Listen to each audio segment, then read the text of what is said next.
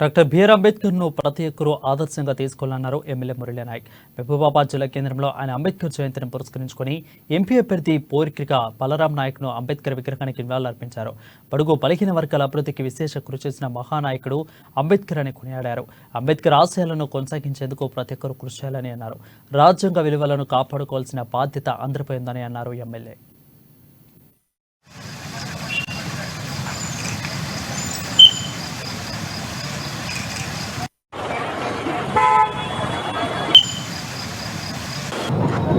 భారతరత్న బడుగు బలహీన వర్గాల ఆశా జ్యోతి మన నాయకుడు బిఆర్ అంబేద్కర్ గారి 133వ జయంతిని పురస్కరించుకొని మహబూబాబాద్ జిల్లా కేంద్రంలోని వారి విగ్రహానికి వారికి ఘన నివాళులు అర్పించడం జరిగింది.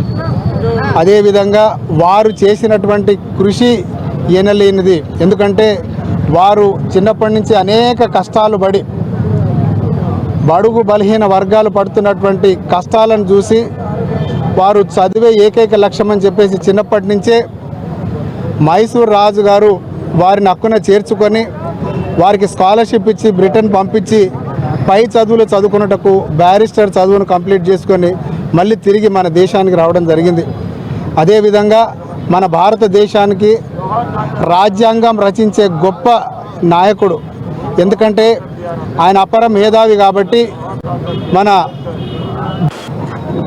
భారతరత్న బడుగు బలహీన వర్గాల ఆశా జ్యోతి మన